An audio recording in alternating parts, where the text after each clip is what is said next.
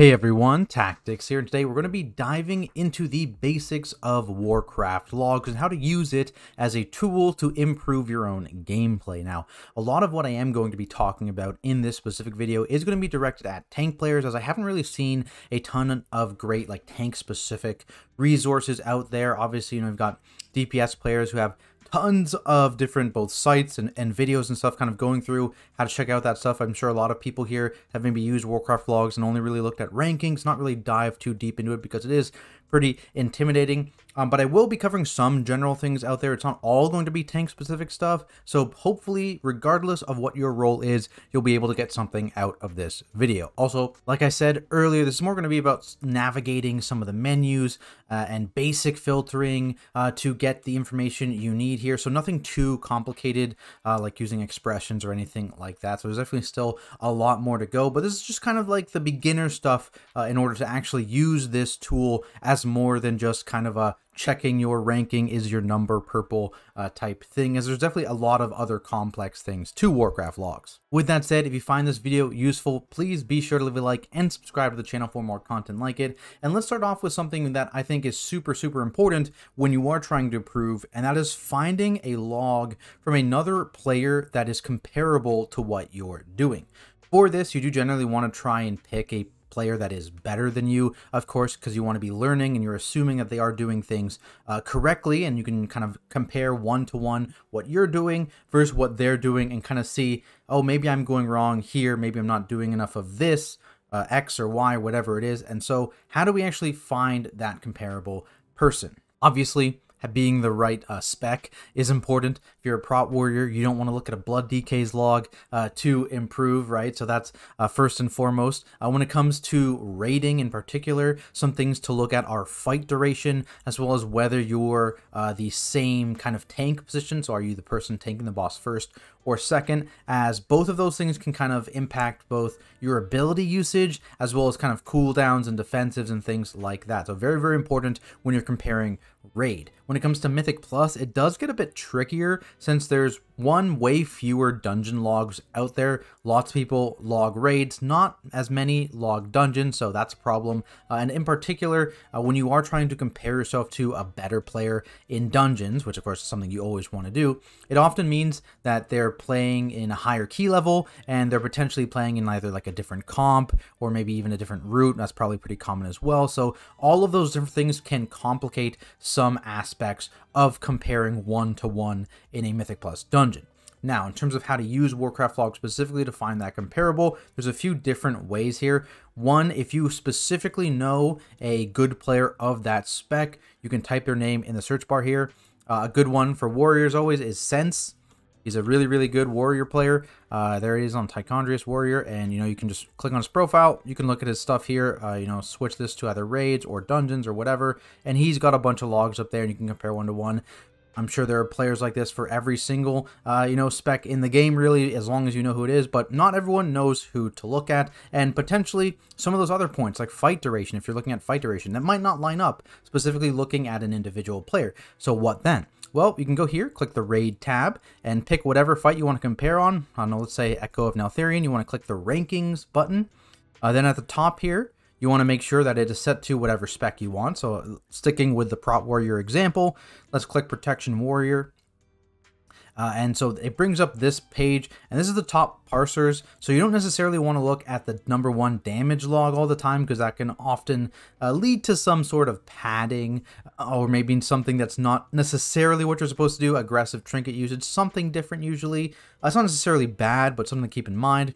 Couple things on this page though, the general talent breakdown, the most used talents are on this page here. So this gives you some good general information. You can kind of compare your build to the most frequently used talents here. But then this is the actual logs here. So what you can do is, like I said, fight duration. So you already know this is all Prot Warriors, if you're a Prot Warrior player. And so you can then filter on this fight duration. This is the shortest, this is the longest on the first page. And you can find something similar to what your fight duration is.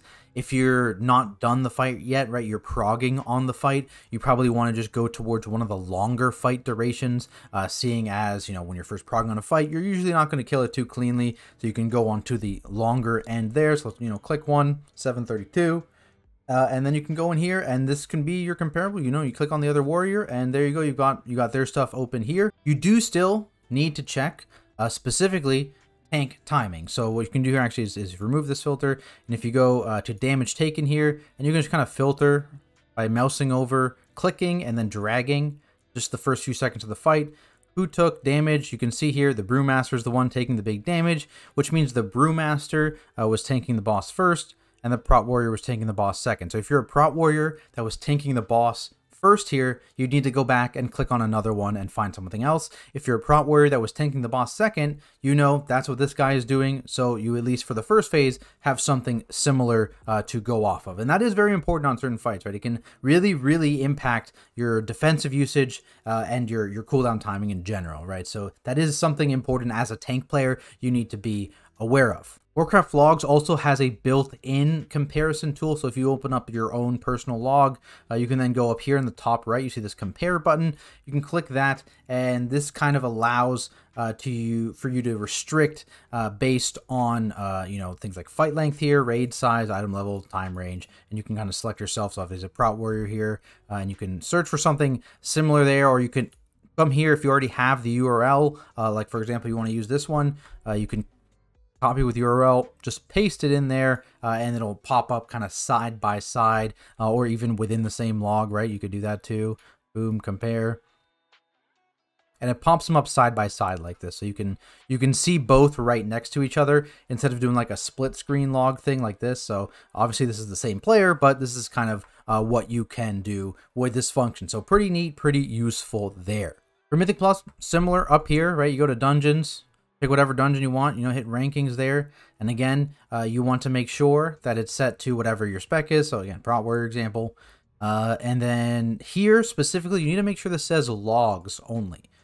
Because otherwise it'll show all the keys, kind of like Radar IO, but they're not necessarily going to be logs of those keys. They're just going to be leaderboard runs, so you won't actually be able to see anything.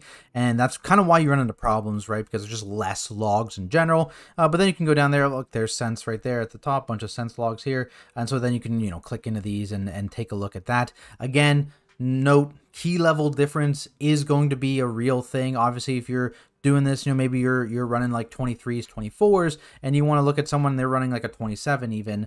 There's going to be some difference there in pull size, pull duration, right? Boss duration, being in a committed, coordinated group over like a pug group, things like that to keep in mind when you are comparing in Mythic Plus. Now that's kind of how you actually find a comparable. So really long bit there, that first part of it, but it is probably the most important thing, because if you're comparing yourself to someone that you shouldn't be comparing yourself to, you might not be learning as much, you might actually be giving yourself some negative information. So it's really, really important you find a good comparable, an accurate comparable. That's the big thing here. Now let's actually look specifically into logs. So let's click on a sense log here and see, okay, what are various sections of these logs that can potentially give you useful information as a tank player. I think there's a few to note here, and let's start furthest on the left here. Let's start on damage taken. I'm not going to be talking about damage done here. I think that one, you know, it's definitely a bit overdone. I think it's the most common one people kind of know about. So I'm going to focus on tank specific ones here, or maybe not pure damage ones at the very least. So first off, let's sort here and focus on just the Prot Warrior, because again, assuming tank player, going to look at damage taken. So you may not know this. So basically there's these little aura filters directly underneath the graph here. And what they do basically is you can click, for example, your main mitigation and shield block here. You click it, there's a green box around it. And what that means is this is the damage you took while shield block was active. If you click it again, it's now a red box, and this is the damage you took while shield block was not active. And you can click it a third time to just remove that filter entirely. So tanks have, of course, various forms of active mitigation, various uptimes. Obviously, you know, Demon Hunter has the different uptimes of their various forms. You know, Paladins, they've got Shield of the Righteous and Consecrate. They want very, very high uptime on. Warriors have Shield Block. You've got like Iron Fur in a Mythic Plus environment where you want really high uptime, or Tooth and Claw. And so those things are all things you can look at in this way and kind of see, okay, how many things did I get with my active mitigation? More importantly, what did I not get with my active mitigation? How much was it? how much damage breakdown was it, and where did it happen in the dungeon, because that's what this graph shows. It's a timeline of the entire dungeon or boss fight here, and it shows where this damage intake was in different areas. Something else to note here too that not only accounts for this section but every other section as well is you can kind of specifically zoom in on certain parts of the dungeon or boss fight. Up here at the top, this drop down menu, you can look here, right, in a dungeon bosses trash. On a boss fight in particular, you can zoom in on certain phases of a boss fight, like Neltharion, for example. You can look at P1, P2, or P3. The individual bosses in this place as well, even the individual pulls down here as well. So you can really zoom in and kind of see what's happening in specific parts of the dungeon if you wanted to compare those, instead of just everything, or even specific parts of a boss fight if you wanted to do a certain phase only instead of the whole duration. And what you can see right away is obviously, since, like I said, very, very good player here, he has almost no hits without shield block. Took 144 million damage, and almost every hit, I think it was 10 melees were without shield block out of like 1,000. So very, very good. That's the goal, right? That's what you're trying to get. And that's immediately where you can see, okay, I am not maintaining shield block. I'm not maintaining consecrate, shield of righteous, iron fur on trash, whatever it is, enough. I need to work on my uptime of that. And if you have kind of like a video that goes side by side, you can look in, okay, though, so you can see at 4:24 into the dungeon, that's kind of where this begins of me losing my shield block. Let's see what happened leading up to that. Did I do it on purpose? Did I like make a mistake and, lose like a stack of my buff because I overlapped too much? Did I just forget? Did I run out of resources? What happened there? And you can kind of see, and obviously that can all be done in logs as well, but it's way easier and simpler if you have, and beginner friendly, I guess, if you have a video and you can kind of see what happened and just kind of add that visual component to the information logs give you. And I think that helps people learn a lot better than just pure logs. And again, this can be done with any defensive, right? You can see here, there's not just shield block here. They got all their defensive, last stand, spell block, spell reflect, even your racial stone form shield wall. So tanks are going to have a bunch of different buttons here, and you can look at all of those and see what your uptime was. But really, it's kind of like the main active mitigation that is going to give you kind of the most information on where am I losing this and how much stuff is actually hitting me without my active mitigation up. Moving down the line a little bit here, let's go look at a cast. So down here, the line and cast. Okay, so basically what this can do is you can kind of compare like the ratio of spell casts to kind of see, okay, am I casting something else too much? Again, Mythic Plus, be careful, because this is kind of where you can see some differences maybe depending on routes, depending on key level a little bit, and there's a lot of single target stuff. Maybe your rotation has a slight change for single target to AoE, so that's potentially an issue.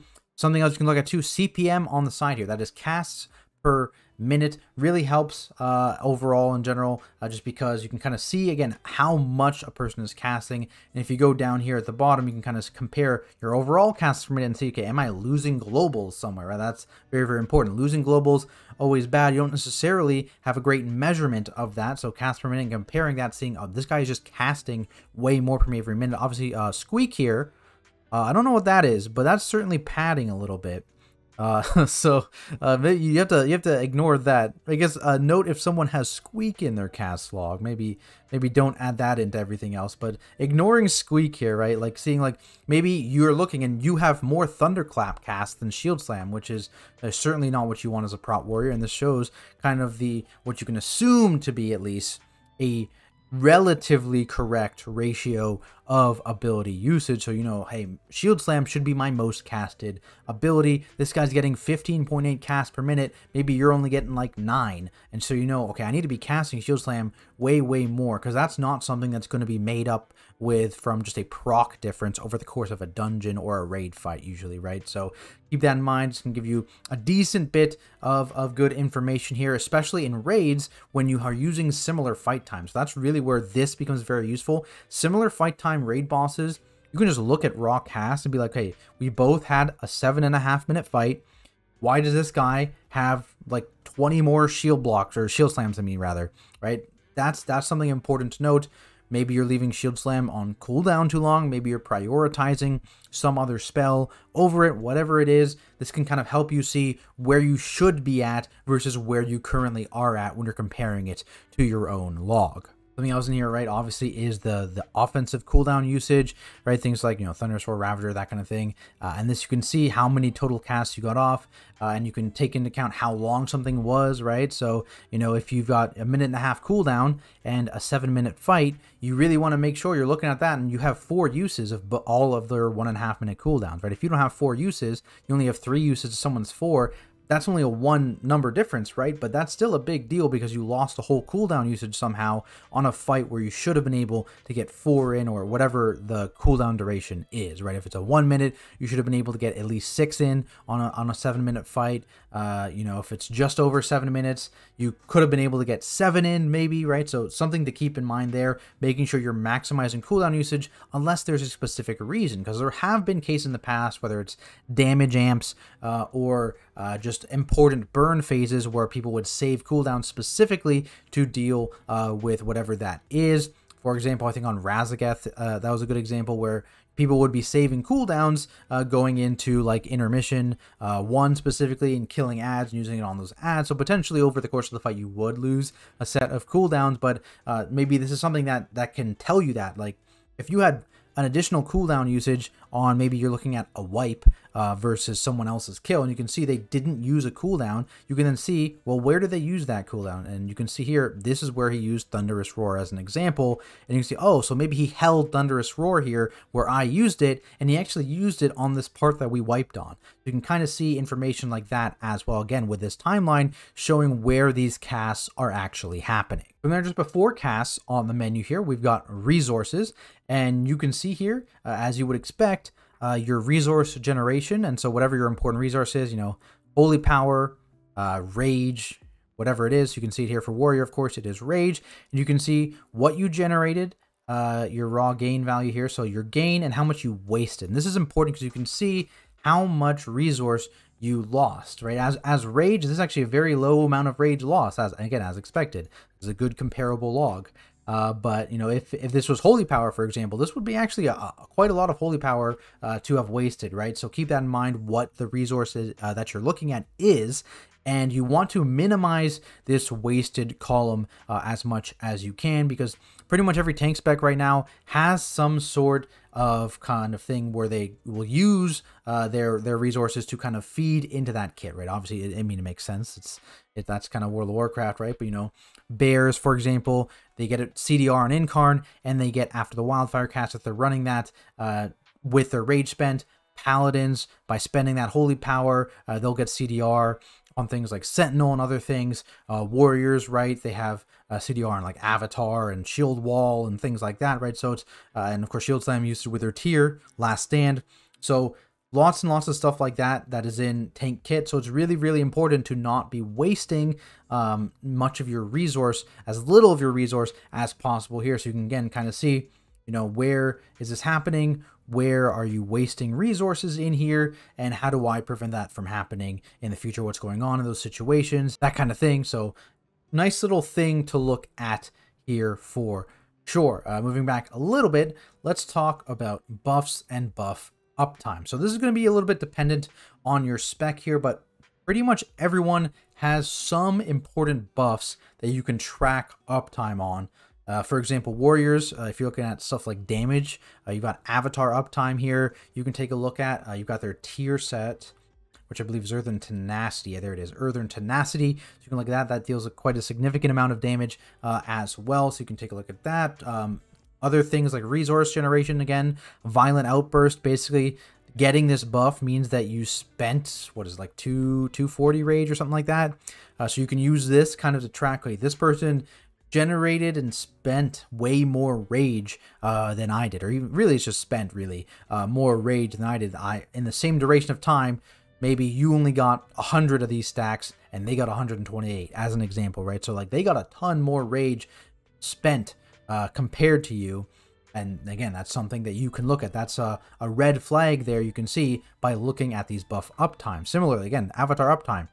He's at 48.5% here. Maybe you're at like 42 or 41%. Okay, so he was able to get way more avatars off. Usually, again, that's through resources spent. So that's where you can kind of go back and kind of use the other columns that we found here to your advantage and to figure out kind of what's going wrong for you specifically and where you can personally improve. If you're a Guardian Druid, as an example, it's not going to be the same things. Maybe something like Incarn Uptime, Paladins, right? You've got Sentinel or Wings in general, whatever, as uptimes you can look at. So there's a lot of things here that you can be looking at. You can also look at externals here, down here. And again, you can look at where they happened as well. And you can look at defensive usage like Shield Wall and stuff and where that happened as well. Though, again, that's in the damage taken tab also. But externals, big one here. So you can see you got 8 pain suppresses and 4 sacks over the course of this and a few barriers that he stepped into. You can see exactly where these happened over the course of the dungeon. But obviously, again, also applicable